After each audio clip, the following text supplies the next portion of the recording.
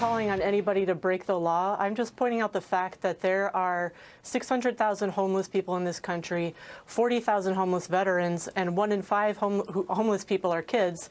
Meanwhile, we have 28 empty homes for every homeless person. So I'm calling on all of us to think about the empty homes that are owned by corporations like BlackRock, like Zillow, like the banks, that are owned by those companies, those large corporations, and not being used for what they're intended for, which is actually housing people. But if a bank owns a house that's foreclosed, someone that wants the house is able to buy it, but they can't buy it if there's a homeless person in there. What happens if they move in and some guy's just sleeping on the floor? Well, I'm calling on us to think about buildings that have been empty for a while, that are owned by corporations. You're not having a lot of buyers coming looking at them. They're just sitting empty, and there are a lot of houses like that, both in places like here in Washington State and across the country. And so I think that in the richest country on earth, we should not have anybody who's homeless living on this street, especially not 40,000 veterans, especially not 120,000 kids. Yeah, I agree. I don't know if that's the right way to go about the homeless issue. What about ICE? You want to abolish ICE? Who's going to deport all the criminal illegal aliens? Well, actually, decades ago, even during the Reagan era, this was before ICE, and we managed the immigration system fine. I think there's existing, pre-ICE law enforcement that can deal with immigration, but at the same time... Wait, what do you mean? Who would that be? Well, for example, Customs... Local police, Customs and Border Patrol. There's also but the local police right can't handle immigration law. You need ICE because you got to get these people out of the country that are dangerous, right? We managed fine before ICE, and what I'm really concerned about is the fact that all across the country, including in my district, there are 28 homes, empty homes for every homeless person. Why do we have veterans sleeping on the street who went to serve their country, and now they can't even find a place to live? And so I'm asking people to think about this situation, this problem we have. Politicians just pay lip service to it. They say they're going to do something about it, and they don't. They act like the problem is way too complicated to solve. Meanwhile, it just gets worse and worse and worse. We actually in Tacoma had people who were encamped on the site of an encampment from the Great Depression 100 years ago. Then it was called a Hooverville. Now it's called a tent city. So if in 100 years we couldn't solve this problem and it's only gotten worse, we need to take a different way of looking at this issue. We need to look at all these empty homes, have people live in them. I agree the politicians have paid lip service to dealing with the homeless. I just don't know if migrating into abandoned buildings is the best way. You also wanted to raise the minimum wage to $30 an hour. Do you think that might help with inflation? Well, actually, some studies have found that 60% of inflation is due to corporate price gouging. And with the $30 minimum wage, I realize that's much higher than it is right now. But if you look at the MIT living wage calculator, all across the country, not just in blue states, high-cost blue states like Washington, all across the country, counties in Michigan, Arkansas, Mississippi, $30 is the minimum living wage for an adult to be able to support a child. And if we restructured the way we do incentives with the government, for example, the government has given over $4 billion in subsidies to Elon Musk. But when was the last time they gave a subsidy to a small business owner? I'm a small business owner myself. And if we had the government subsidizing small business owners to pay their employees a living wage, that would go a long way. Do you pay $30 an hour? I do, yeah. You do? Knows the term NIMBY, not in my backyard. I like to refer to it as banana, build absolutely nothing anywhere near anybody. People would agree that having a safe place to sleep is a human right. However, people differ largely on what that place should be. What's the solution? The solution is making sure that we have every human being in San Francisco has a permanent, affordable house. You can't just give everyone a house. You certainly can. No, you can't. Every human being has a right to housing. You're talking about a one-bedroom apartment? Yeah, you need for everyone. For anyone on the street should get a one-bedroom apartment. Housing is a human right. Shelter is not housing. We have more billionaires per capita in San Francisco than anywhere in the world. We have the resources. We're just not distributing them appropriately. But if we tax them more, then they will leave, right? No, they will not, and I don't care. They can leave. We will live here and happily have a more diverse and beautiful city without the billionaires if they want to leave. We will take care of each other in a passionate and compassionate way. Prophecy has passed by the voters of San Francisco, which is giving us $400 million a year to spend on housing services. That's taking from the wealthy and giving to the poor. That's the right direction to go. We need to do more of that. Like how much more? I feel like, if you tax the rich even more, for example, people like Elon Musk, they're gone. And then Bye-bye. Have fun in space, Elon. I don't give a shit.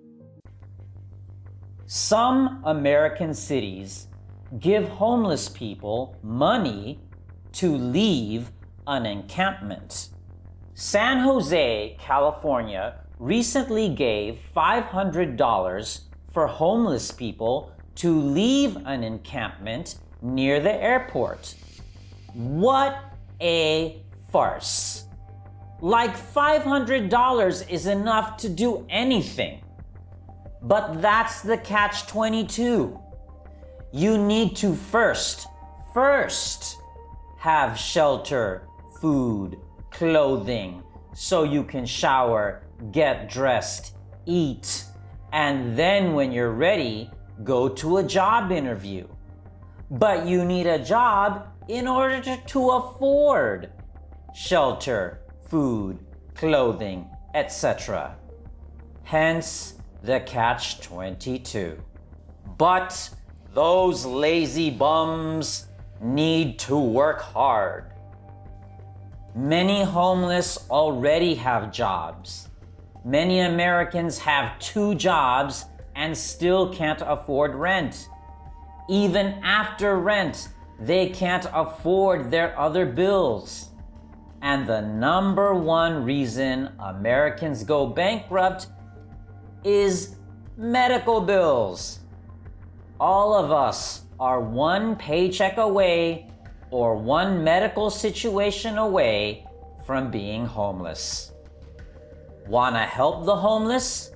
Have universal health care. Everyone already has health care in Canada and England and France and Germany and Scandinavia and Japan and Taiwan. And that's not even a complete list. Taiwan isn't even as big or rich as those other countries, and everyone has health care. Universal health care will help the homeless and all Americans.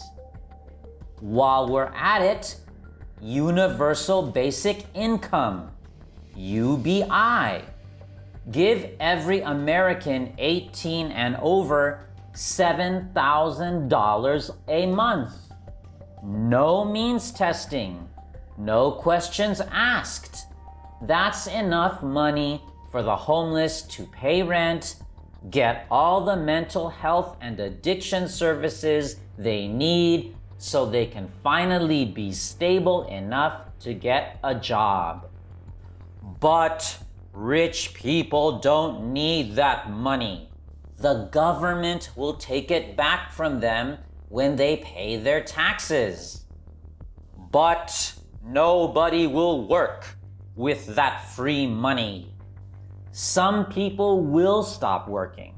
Some people who are deaf, blind, in a wheelchair, over 50, single parents, etc., will stop working.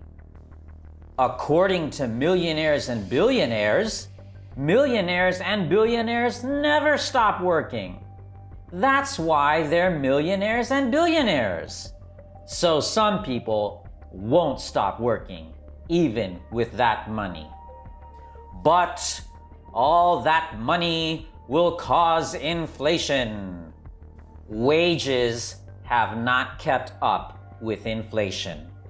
Therefore, consumers having a lot of money doesn't cause inflation. We know that the current inflation is caused by companies raising prices to make even more profits. This is documented in the shareholder meetings that are legally required to be made public. It's a matter of public record.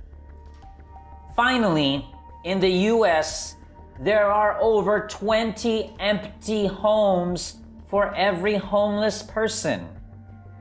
The federal government should use eminent domain to buy these empty homes and give them to the homeless for free. But I don't want homeless people in my neighborhood. Homeless people already are in your backyard, or they're on your way to work, or they're on your kids' way to school, or you see them every time you go out. But I worked hard to buy my home. That's not fair. Yes, it is. One of the reasons you bought your home is so that you don't have to see homeless people nearby. If the homeless are housed, you won't see them anymore. Unless you plan to spy on your formerly homeless neighbor.